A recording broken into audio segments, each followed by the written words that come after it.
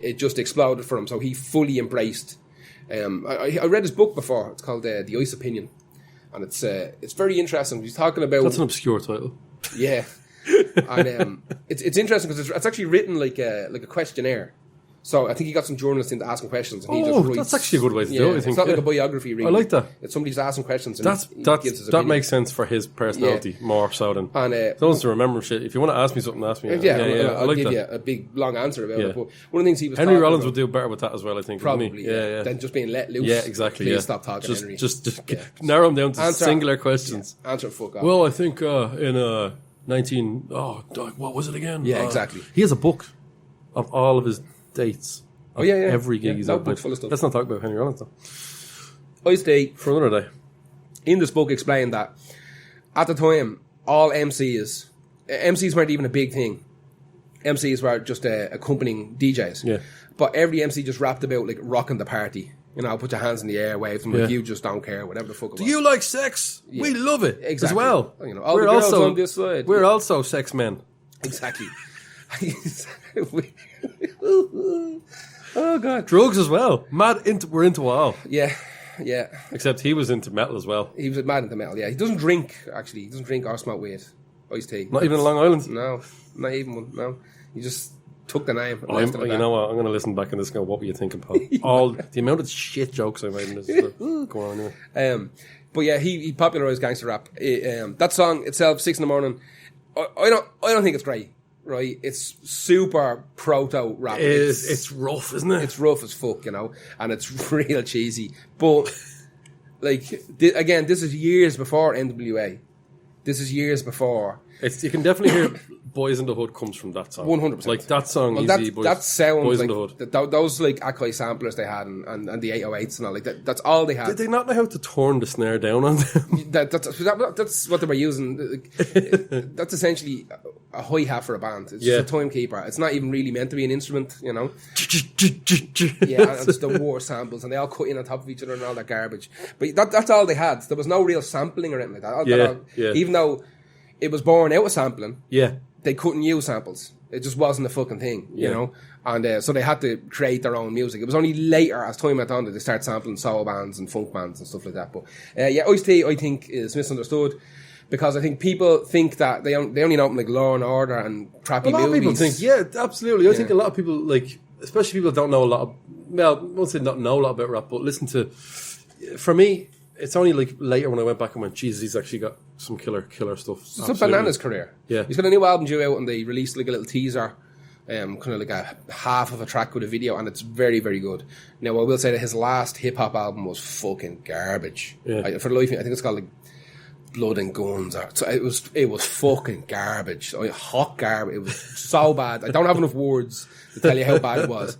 So, but I believe with the resurgence of Body Count doing well, and maybe him being back in the studio and hearing how good production can sound now, the teaser I heard for the new hip hop song it's fucking proper. Like, so hopefully this new album is killer. I hope it can be. Also, his real name is fucked up. His name is Tracy Merrow. I knew his name was Tracy, actually. Tracy, yeah. I forgot about that. Tracy Merrow. And that's a huge name in America, like. Yeah. For a fella, like. He's actually from New Jersey. He's not even from California. Is he New Jersey? He's born in New Jersey, yeah. He has an entire song called That's How I'm Living. That's his entire life story.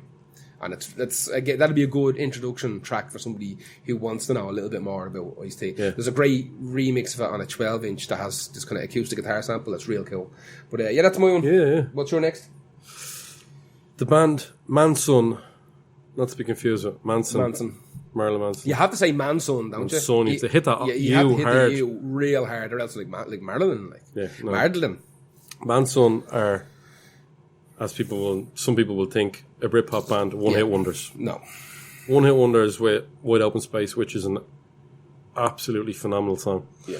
That would have been one of the darker songs of... This is the funny thing.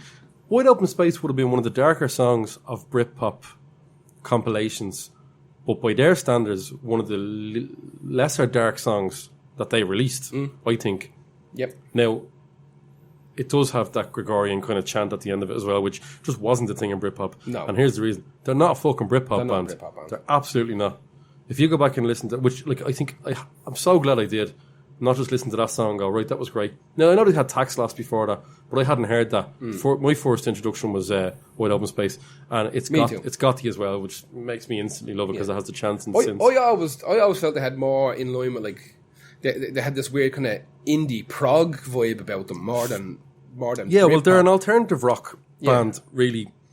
They, like, just take Tax Loss, for instance. That sounds like a little bit like Tax Man by the Beatles. It has that. It's almost like homage to it, but a little bit of a fucking not piss take. It's not. They're not cynical because he's from Liverpool. I don't think for any reason he would not like the Beatles, and I think everyone from Liverpool, the same way as if you talk to anyone from Sweden, they love ABBA. There's no taking the piss. It does have. So it goes in you too. Absolutely, or like the Cars, Aslan, or the Cars. Yeah. Which we're not allowed. I got some flack about my Cars comments on one of the podcasts. Did you? Yeah. Go on, before we go into it, what happened? No, just people didn't. Was it Jim Carr himself going? Maybe it was one of his little sub-accounts. Yeah. It was a fucking Shim Carr fucking messaged me. Shim Har fucking messaged me. He's like, I did not say that to you. I didn't slam the door in your face after. Yeah. We did. I forgot we went into that. Yeah. But listen. Attack of the Grey Lantern, their first album, is an absolute stone cold masterpiece of an album. It's absolutely bananas. It's super. I just knew it again when he announced that gig down the road a while ago, which was phenomenal. And so Paul Draper's doing his own stuff now. And did you say Sir Paul Draper? Is he a Sir? No, you said Sir Paul Draper. I said sure. All right. Sure, Paul. Did I? You said Sir Paul Draper. Go to Big Sir. The Trills. There's another deadly Irish band. Fuck off. Won't you go to Big Sir? I fucking hate the Trills. But you know a band I don't hate? Manson. Back to them. They have, I think... it's a man made of suns. I think, I just was curious to read their influences. And when I read it, it makes loads of sense. So David Bowie and Duran Duran are the bands, two of the band's biggest ones. I think that if you've never listened to them and you're a Fate No More fan, I think you'd like them based on the amount of synths they use. The fact that they write songs in different styles with absolutely no hesitation, but somehow they all fit into that. And the song I picked is Naked Twister because it's just, there's no particular reason. I just like people to listen to this rather than Wide Open Space for just impeccable songwriting. And it's a really kind of emotional song on the outskirts of it. It does have the feel. But that was the one I saw in the Workman's with or the Working Man's Den. She's just stop naming fucking pubs that don't give us any money. We will name anything for money. Let's get this out. Oh my God. Let's get this out right now. I'll name anything for money. I'll get your brand's logo tattooed on my dick. I'll put your shite band on a playlist of best songs of all time. Forever. Would you get a logo tattooed on your bell end? No. What about the Spotify logo? Would you not get that on a ball? How much would they give me? I don't know, like free Spotify for life. Can I get the 2 Unlimited on the other ball? Is that logo on the other ball? Yeah. Dun. Get the Bros logo. If you're under any illusion about Manson being a one-hit wonder Britpop Wide Open Space, you need to listen to Attack of the Grey Lantern. Their second album, 6, was even more experimental, but it didn't do well at all. Yeah. It didn't do well at all, which is why their third album sounds like what you may imagine Manson, if you didn't know about them. It went poppy. How many albums did they put out? 4, I believe. 4? Right. Yeah. Internal conflict. They were a band that were never going to last. Battering each other and all. They're really cynical. I love cynicism in lyrics, and I love it. Absolutely love that kind of cynical take on things. A little bit snarky, especially the first 2 albums. Like I said, the third one, Little Kicks, I wouldn't be mad into it. It went quite poppy. They wanted the money. Maybe. I could be wrong. They wanted maybe the real heavy pressure from the record label. Yeah. But please listen to Attack of the Grey Lantern from start to finish and just realise how mad that album is. Yeah, it's as mad as the Fate No More album, I think. Yeah. I'm linking it to them. It's not going to sound like funk, mad funk rap. It's not, but it's going to have that element of we're going to sing and write whatever comes to our heads and try and tie it all together in the studio. And they did with that. Phenomenal. Who's your next one? My last one, their last one, I believe, is very much going to defy the opinions. It's a band I really like, and I have no hesitation about telling people. I tell people this on a weekly basis. It's My Chemical Romance. Oh, they're misunderstood for being good when they're not. No. I know them, yeah. I was like everybody else my age. I fucking hated them. I couldn't. I hadn't heard the song and I hated them. God, I didn't, you know what I did was, I looked at them and went, my hate is growing at such a rapid pace. Yeah. I tried to just flick a switch and pretend I never saw it. Yeah. Because if I had to, I never even listened to much of their stuff. Yeah. Because I never played it when I was DJing. same. And I felt if the more I know about them, the more hatred will grow. I was the exact same for years. So I just try and put water on that, or dry that out. Put water on that fire, dry that plant. I was about to say, put water on that plant. That's not how you stop something from growing. I couldn't deal with it for so long. I just couldn't. Awful fans. Well, it wasn't even about awful fans, because the fans are all like young fucking girls and... Yeah, awful. But because of like the kind of fashion style and the way they dressed and the way they looked, and I just couldn't fucking do it. Their fans look like they got a birthday present of a Claire's Accessories voucher, and they had to spend it in the one day, and they started just buying random shit stuck it on. And it wasn't even Halloween. They were not for me. Even before I even heard them, they were not for me. Let's just put it that way. And it was about, I'm going to say, 4 years ago, maybe 5. This is well after. I mean, they went 2001, 2013. Like, I did not listen to this band until they were well dead, in the ground, you know. And they done 4 albums. I did not listen to the first album. The one with the artwork that he drew. Oh, I can't fucking remember. Probably. Yeah, I know the one. I didn't listen to that at all. I listened to Welcome to the Black Parade, which is the big one. That's the big banger album. And, is that concept album? Kind of. Has a feel of it, look of it. Yeah, there's definitely a theme, but it's not done very well. Let's put it that way. Yeah. It's like the songs don't really tie together, you know. It's probably a concept album in that like it's shit that happened to him in his life during the 2 years they were writing or something. But there's no. It feels like there is a theme, but it's so vague. I wouldn't even call it. It's not like fucking Tommy or something, you know. It doesn't have that feel. But it's actually my girlfriend listened to it, and sorry, ladies. That's how I got into it.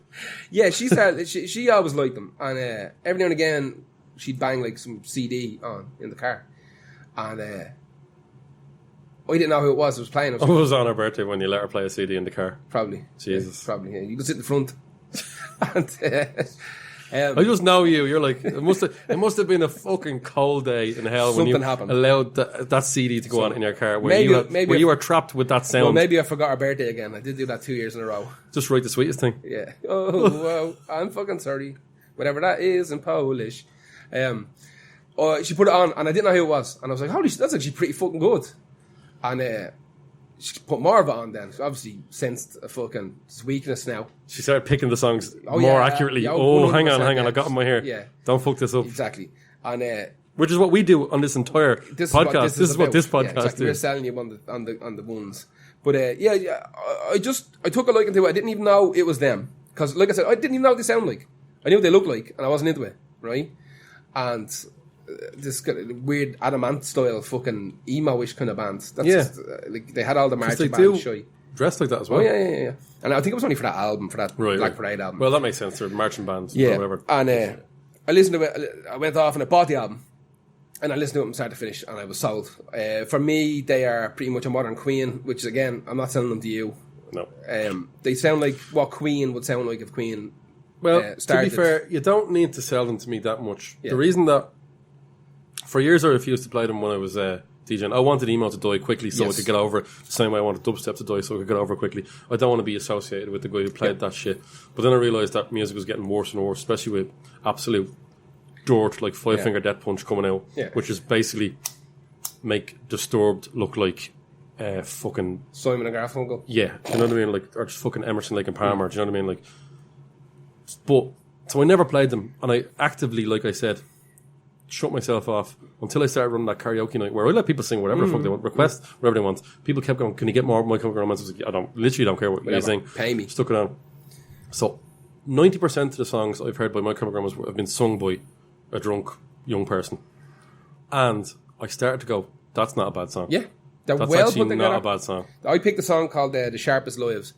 And like The Sharpest Knives, but lives. Yeah. You acted like that was a joke. That's what he did. Yeah. I don't have any jokes left in me after this. It's bottom of the barrel. I'm not making a joke. That's 100% what you meant by that. I guarantee it. And I picked that song. It's a good The middle sharpest ground. knife in the drawer. The sharpest life in the drawer. That's what he's doing. Yeah, maybe. Go on. Tell me about this song. Sell it to me. No, I shouldn't. I should just Well, sell it to let people who are listening for the misunderstood. But I think that they grew exponentially